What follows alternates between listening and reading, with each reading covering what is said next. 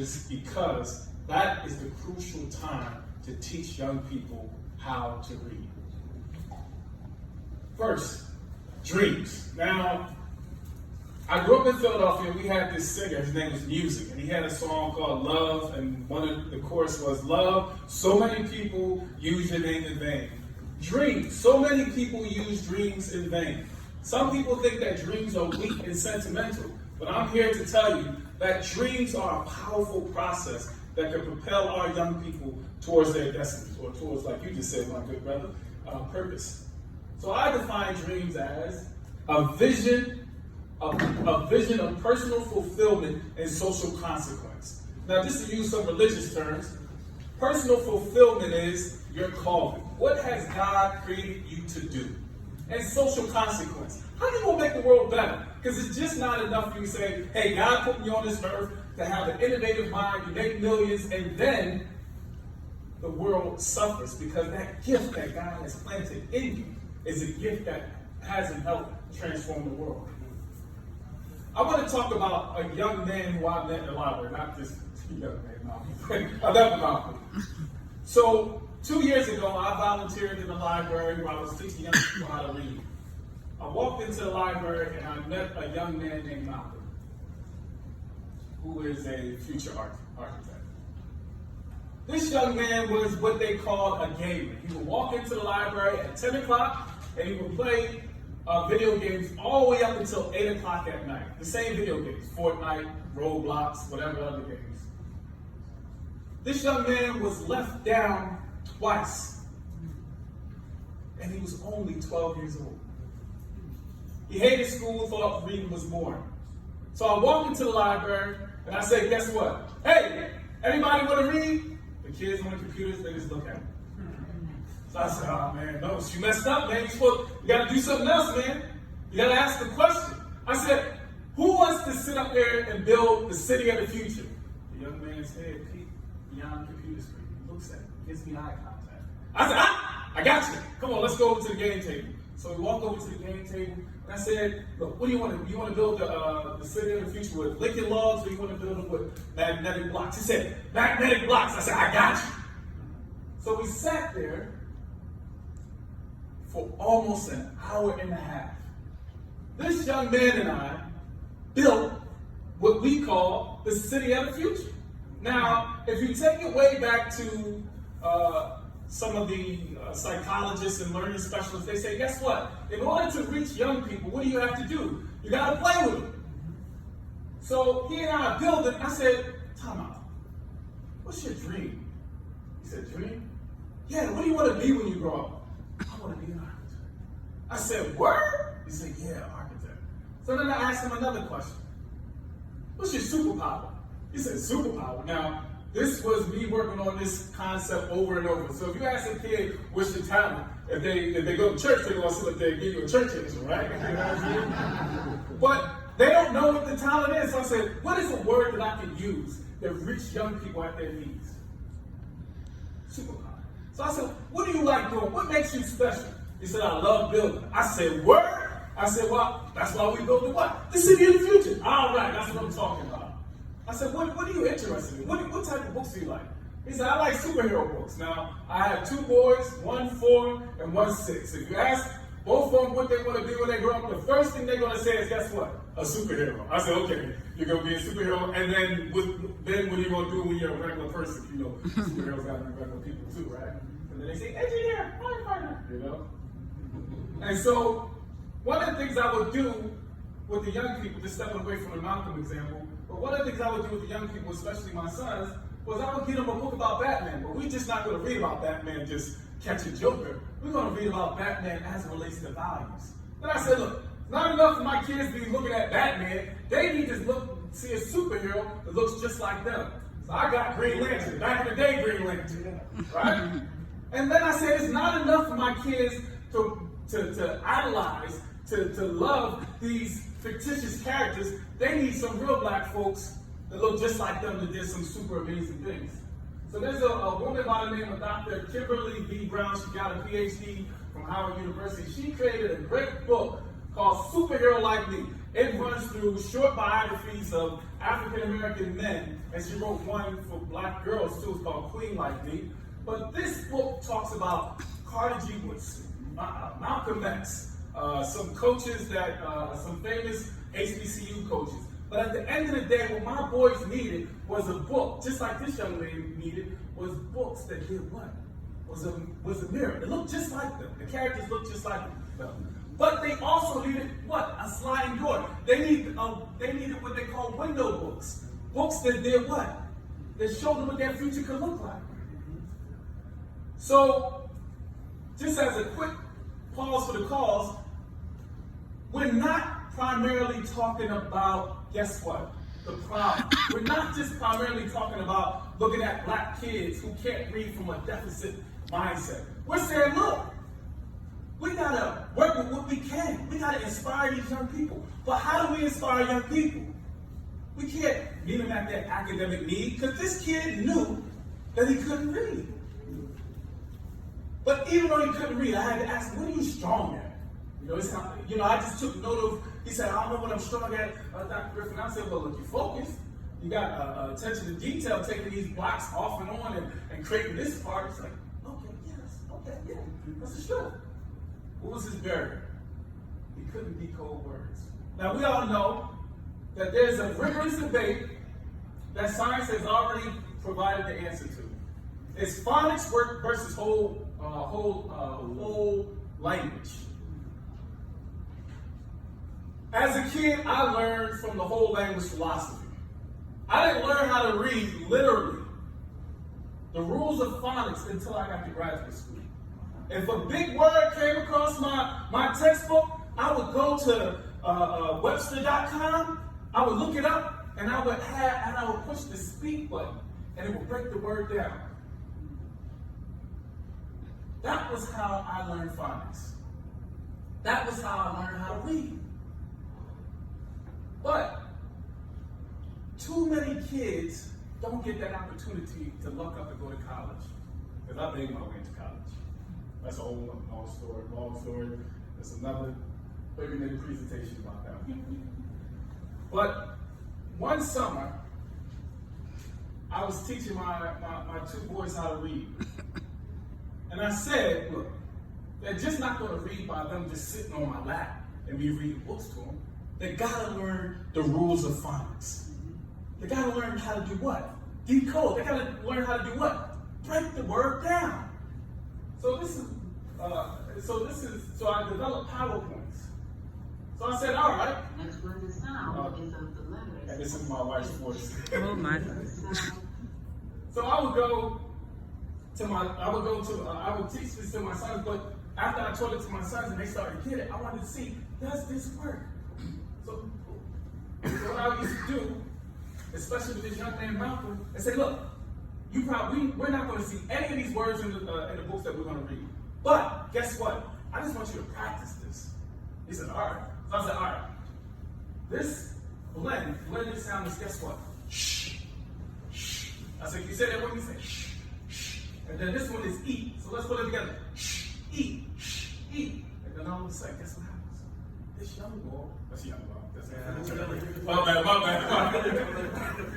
This young man started to do what? He started to understand how to decode. Every single time I met him at the library, we would do these decoding practices and then start to read. Why is this important? It is important because if we teach our young people how to read, guess what? We can teach them how to build their dreams. So that's why the name of the presentation is called Meeting Kids at Their Dreams. I can't have a conversation with a child about, reading or why they're not doing well if I'm not meeting them at their dreams, if I'm not asking them what do they want to be. So every single time I saw that young man, guess what I would say? Hey, what's up? Architect. Yes, that's me. He identified as that. So now I got a bridge to do what? To build skills that he can use to do what? To be independent, to be an agent of his own making. And when people have agency, guess what they do? They build dreams of individual fulfillments. They understand what God has placed upon their life, while at the same time they're trying to figure out how to build a community, solve community problems. Excuse me. So this is a model that I developed. So at the core of the whole experience is, guess what? Dreams. But we also got to talk about what I call the core, which is the box, the purple box. We got to talk about what they're interested in. One of the things that I found when I was working in libraries is if we're not providing kids with books that they're interested in, they're not going to read them. I learned this firsthand with my own children. I wanted to read them books about Malcolm X. I wanted to read them books about Harriet Tubman, any famous person. I'm like, yeah, you need to know that because, bro, you my son. And I realized one time, as I'm looking at the biographies, my son comes out with an elephant and pig book. Now I know that's not revolutionary. No way to say revolutionary. But when I took that book home, they're cracking up laughing. I'm like, but we just read some Malcolm, y'all supposed to be happy. Except, no, they was happy with that. So I said, guess what I'm going to do? I'm going to read them books that they're interested in. They're interested in superheroes. I'm going to read them books about superheroes. What's the brother who did Reading Rainbow? He said, parents, if a kid wants to read comic books, I'm not going to cut kids in the room. He said, give them comic books. But he said something else. Give them comic books. You got to read to them. You got to give them what they want. While at the same time, we have to address their particular barriers. And I can go over and over about this model. But I wanted to, situate this in a problem statement, right? Like, what are we trying to solve when we're talking about providing young people with literacy skills? According to A+ schools, 64% of African American children in PPS read at basic or below. 64%. Some schools it's even worse. So what's the problem? Now I'm going to relate this particularly to black boys. Black boys lack the strong literacy skills needed for academic success. Lacking strong literacy skills impacts their ability to create and build their dreams. Now, let me just be honest with you. I take the position of that of being hopeful. What do I mean by hopeful? Hope, as I define it, is looking at oneself as unfinished. What does that mean? If I'm unfinished, guess what happens? I can look in the mirror right now as a man who's 37 years old and say, I can still develop and build my dreams. If I can say that as a 37-year-old man, what could the baby say? If we have our young people look at themselves as having hope and being unfinished, then they could do anything. Why do I say that? Because my own experience, I got left down in 7th and 9th grade. Folks told me I would be dead or locked up by the time I was 18 years old. And here I am standing here with a terminal degree. Why? Primarily because, I had folks praying for me, right? And I had people who did, guess what? They taught me how to read. If you know how to read, you're an agent of your own making. Why is it important for us to solve this problem? We need black men of the future to be, guess what? Confident, loving, entrepreneurial, smart, and heroic. We got some big problems here. We need our young people, especially our young men, to stand on the front lines and build the innovative solutions. Not saying you got to, innovation not within the context that you got to create this technological advancement, but innovative in saying, if there's people killing folks in my community, how do I develop a solution around this particular problem? How? Because as we said earlier, the solutions aren't going to come from us sitting in boardrooms, us reading books only. The solutions are going to come from, guess what? The solutions are going to come from us engaging in dialogue, us implementing things, testing things out, and then creating better solutions. That's what my main man, Paulo Freire, called praxis. It's reflection and action. And you're constantly doing it. How am I doing on time? You good. I was just checking. Yes, sir. So, I'm going to be honest with you. The inspiration for this came from my two young kids, Nosakara Jr. and Onyemachi. There is a powerful story in this, right? A couple in 2016, my son was diagnosed with a speech delay. We went to the school system, we said, yo, he needs at least two 30-minute interventions a week. They said, no, we're not giving that to you. And what we're going to give you is one. And I'm like, wait a minute. But you all are telling us that our child needs more services, but you're not going to give it to them. No, we're not going to give it to them. At that point, you know, I remember walking into Trader Joe's, and I was sitting up there, hot. I'm about to send the superintendent a text message, or not text message, but an email, like, look, this ain't right. If you tell me that black kids are reading below basic, while at the same time, you're also, the literature tells us that kids with learning disabilities read at an even lower rate. What am I supposed to do? So I was like, my wife was like, look, you know how I do. You need to do something. You need to make a solution. So that's when I started to build these different PowerPoints and teach my sons the sounds of letters. Not just their ability to identify letters, but the sounds. Then we started to do CBC blends. Then we started to do word families. And so now my son is speaking better. The speech delay is being mitigated. But then this little guy right here, this is when they were 3 and 2. This little guy at 2 years old was sitting on the bus. A young lady has a book bag. He touches the book bag, y'all like, hey, don't do that. He's like, pig, Daddy, cheers on pig. I was like, pig.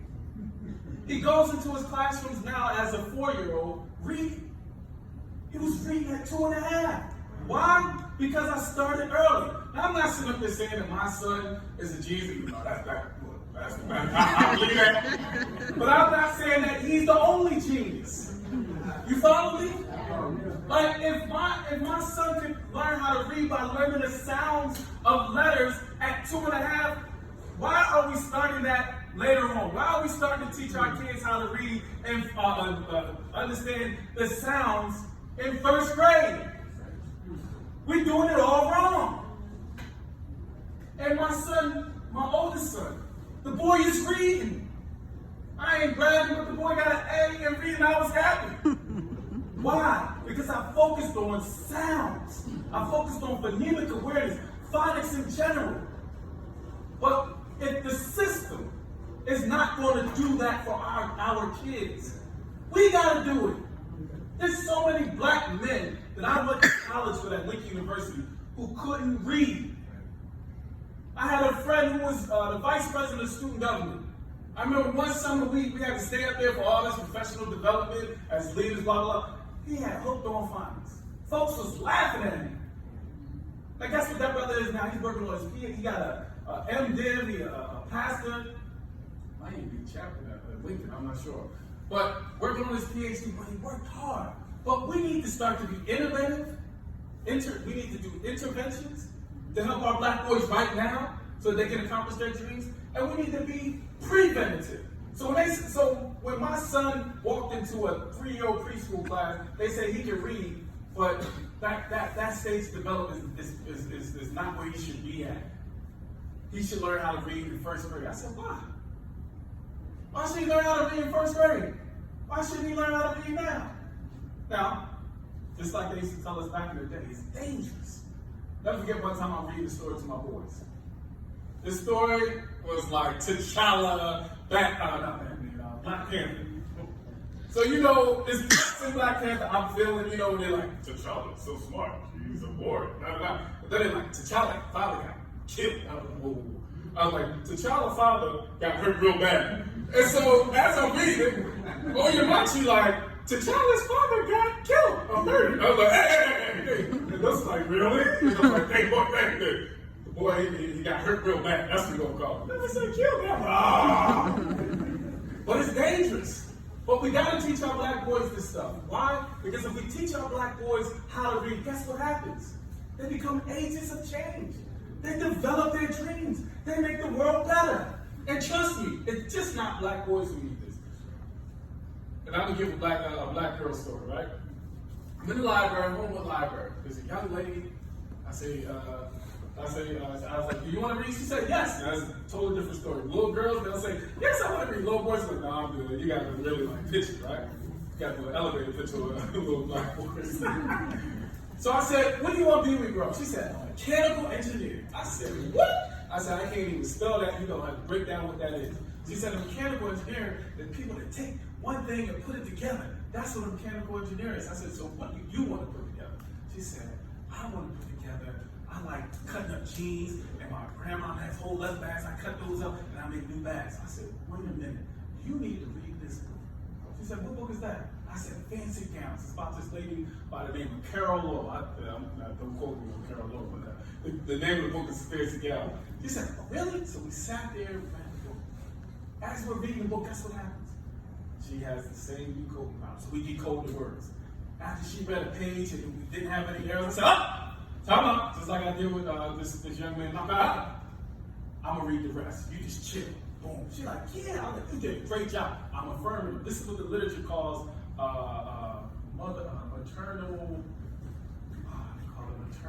maternal sensitivity. So when you're reading with your child, you affirm them. And I'm like, I'm a dad, so you can be some dad sensitivity too. But I'm affirming her as she reads, and so when she stopped, I finished the book. She's like, man, this is an awesome book. I'm gonna take this book out and I'm gonna read it. One day, I'm in Target with my wife. I hear somebody say, Dr. Griffin-El. I think to myself, she must be talking to my wife, because people don't really call me Dr. Griffin-El. I'm working in the library, why somebody call me Dr. Griffin-El at Target, it's 10 a.m., they supposed to be in school, right? I turned around, I said, oh my gosh, I forgot your name, but I remember your dream. And she said, what was it? I said, you want to be a mechanical engineer. She said, Mommy, that's the man I was talking about. That's the man I was telling you about who gave me that book about the woman who makes dresses. Mm-hmm. Why am I telling you this story?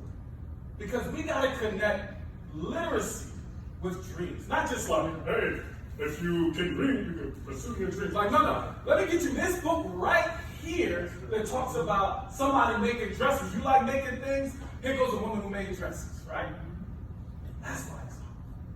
Let me give you some 3 takeaway points. But going back to these young men were my inspiration, or these were the young men who I created these innovative practices off. They didn't even know they were participants in this study called literacy. Literacy in the community out there. Takeaway points. Y'all got your pencils and pens out? All right. Yo, that's hey, man, I knew you was on point. You had the red cane over there. That's what I'm talking about. We need to raise black boys' awareness of the connection between reading and dream creation.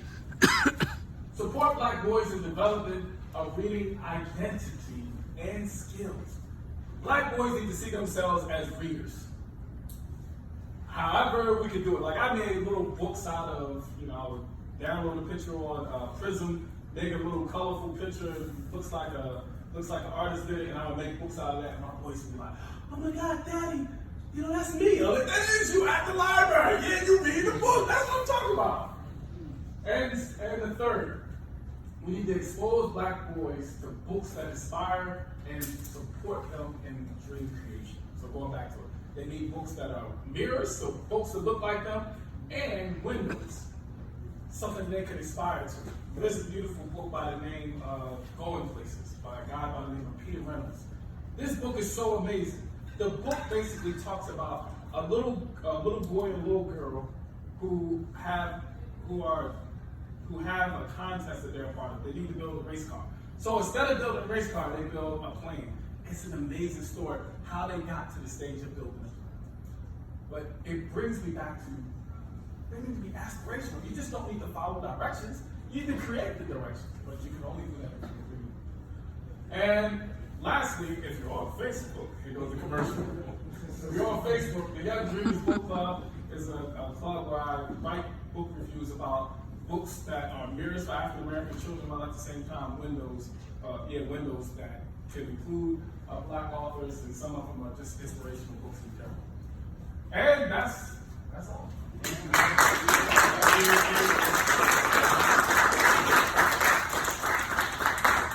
Wonderful job.